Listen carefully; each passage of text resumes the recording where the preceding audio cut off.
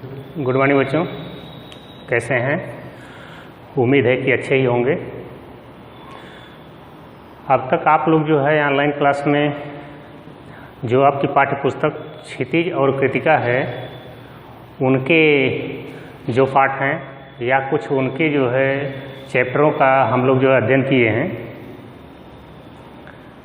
लेकिन अब हम जो है टॉपिक को बदलकर आप लोग को ग्रामर की ओर, हिंदी व्याकरण की ओर ले चलते हैं। परीक्षा में आपसे अपठित गद्यांश से संबंधित कुछ जो है प्रश्न पूछे जाते हैं। एक पैराग्राफ दिया जाता है, गद्यांश का कुछ हिस्सा दिया जाता है और उस पर आधारित आपसे कुछ सवाल किए जाते हैं और उन गद्यांशों को पढ़ने के पश्चात आपको उन्हीं गद्यांशों में से अपना जवाब देना होता है, लेकिन वह जवाब सरल एवं स्पष्ट भाषा में होना चाहिए। ये एक प्रकार से कह लीजिए कि आपकी सावधानी होनी चाहिए या उत्तर देते समय इस बात का ध्यान रखना चाहिए। यह आपके लिए दिशा निर्देश होता है। तो सबसे पहले हम जो है बात करेंगे कि जो आपका टॉपिक है हिंदी व्याकरण का, आज हम जो शुरू कर रहे हैं अपठित गद्यांश। ये जो अपठित गद्यांश है इसमें देखिए दो शब्द हैं, अपठित और दूसरा है गद्यांश। तो अपठित का मतलब होता है जो पहले न पढ़ा गया हो, कोई ऐसा लेख, कोई ऐसा अंश जो इससे पहले न पढ़ा गया हो। कहने का मतलब कि जिस अंश को, जिस पैराग्राफ को आपने पहले कभी जो है किसी भी रूप में, पाठ्यक्रम के रूप में या कहीं बुक में नहीं पढ़ा था, अकस्मात आपको मिल जाता है पढ़ने के लिए, समझने के लिए और पूछे गए प्रश्नों का उत्तर देने के लिए आपको निर्देश दिया जाता है। तो जब इस तरह का कोई टॉपिक आपको दे दिया जाता है जो पहले न पढ़ा गया हो, तो उसे ही हम क्या कहते हैं? अपठित। क्या कहते हैं? अपठित, अनसीन।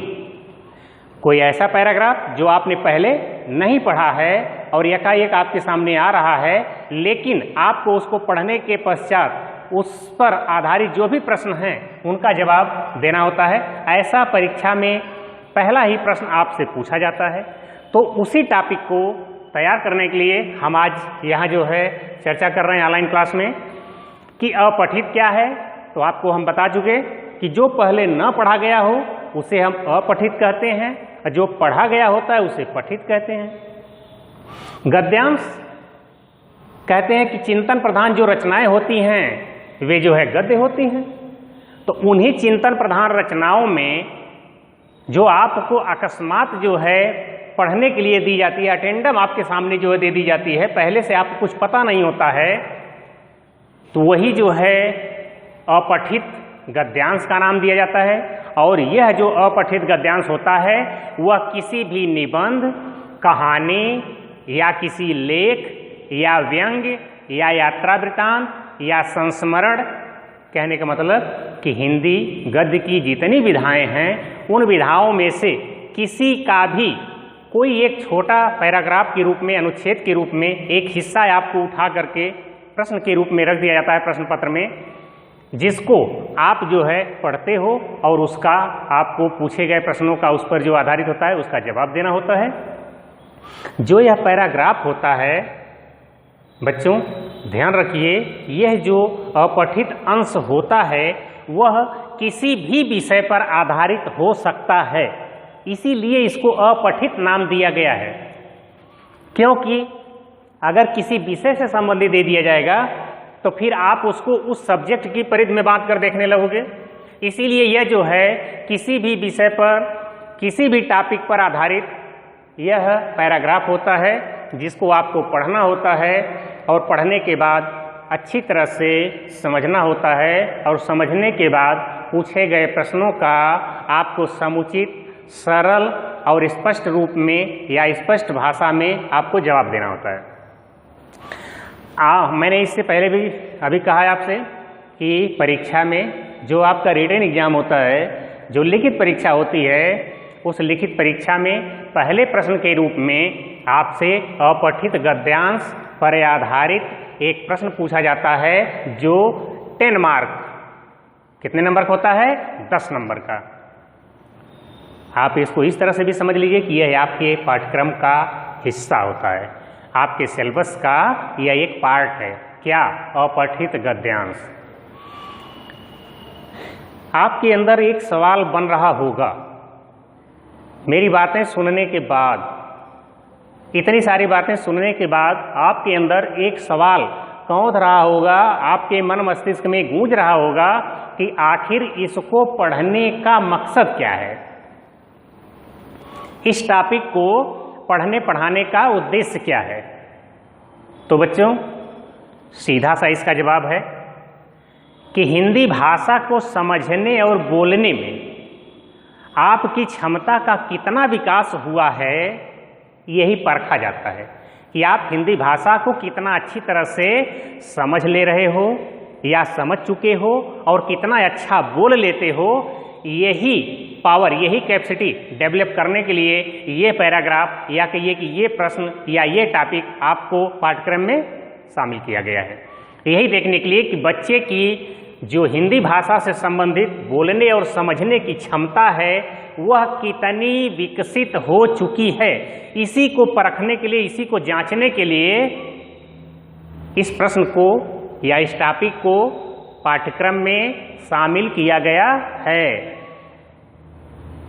भाषा की समझ होने के उपरांत किसी भी बालक में हिंदी भाषा की जो समझ है उसमें जब उसको दक्षता मिल जाती है या वह उसमें परिपूर्ण हो जाता है तो वह अपने अनुभवों को अभिव्यक्तियों के आधार पर सक्षम बनाने की कोशिश करता है, या कहिए कि अपने अनुभवों की अभिव्यक्ति को वह और स्ट्रांग करता है और उसको वह लिटरेचर के रूप में, लैंग्वेज के रूप में उसको कहीं भी प्रेजेंट कर लेता है। तो अपठित गद्यांश को पढ़ने पढ़ाने का जो उद्देश्य होता है वह सिर्फ एक मकसद से, एक इरादे से कि बालक में, बच्चे में भाषा का समुचित विकास हो सके, जिससे वह किसी भी टॉपिक पर, किसी भी विषय पर, किसी भी बिंदु पर अच्छी तरह से अपनी बात समझते हुए बोल सके, या कहिए कि अपने अनुभवों की अभिव्यक्ति को एक सशक्त माध्यम दे सके। इसी उद्देश्य से आपको अपठित गद्यांश टॉपिक पढ़ने के लिए पाठ्यक्रम में रखा गया है, शामिल किया गया है। जब आप किसी भी पैराग्राफ को पढ़कर जब आप अपना उत्तर देते हैं तो उस उत्तर को पढ़ने के बाद, समझने के बाद यह पता लग जाता है कि बालक का, उस बच्चे का, उस परीक्षार्थी का भाषा पर कैसा और कितना अधिकार बन चुका है। ठीक, अब मुझे उम्मीद है कि आप मेरी बात को समझ गए होंगे कि अपठित गद्यांश पढ़ने के लिए क्यों दिया गया है, पाठ्यक्रम में क्यों सम्मिलित किया गया है।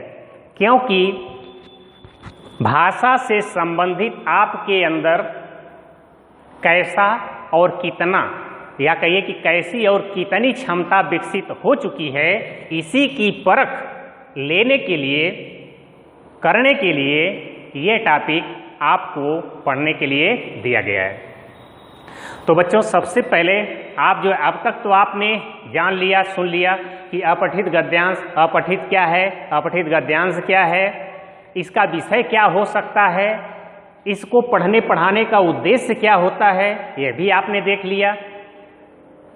एक परीक्षक के द्वारा इस टॉपिक पर बच्चे का मूल्यांकन करने का क्या बेस होता है, क्या अधिकार होता है, यह भी आपने सुन लिया कि भाषा पर बच्चे की कैसा और कितना अधिकार है, ये चीज़ भी टेस्ट की जाती है, परीक्षण किया जाता है।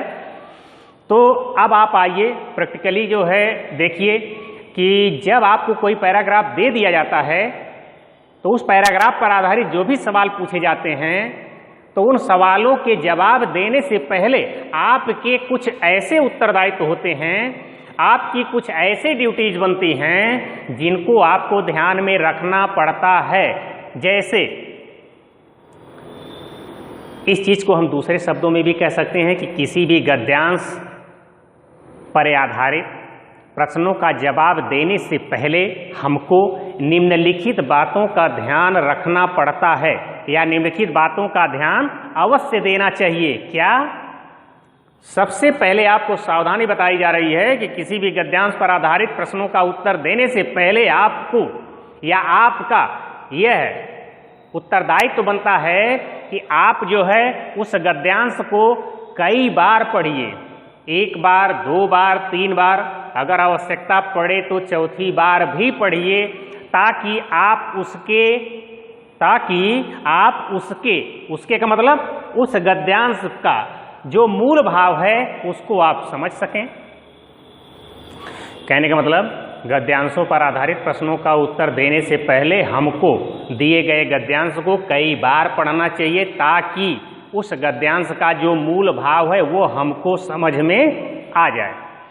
दूसरी सावधानी बरतनी चाहिए कि जब गद्यांशों का आप जो है रीडिंग कर रहे हैं, जब आप उसको पढ़ रहे हैं, तो उस समय जो आपको विशिष्ट स्थान या कुछ ऐसे महत्वपूर्ण शब्द या वाक्य या पद अगर आपको दिखाई दे रहे हैं, महसूस हो रहे हैं, तो उनको आप जो है पेंसिल से अंडरलाइन कर लीजिए।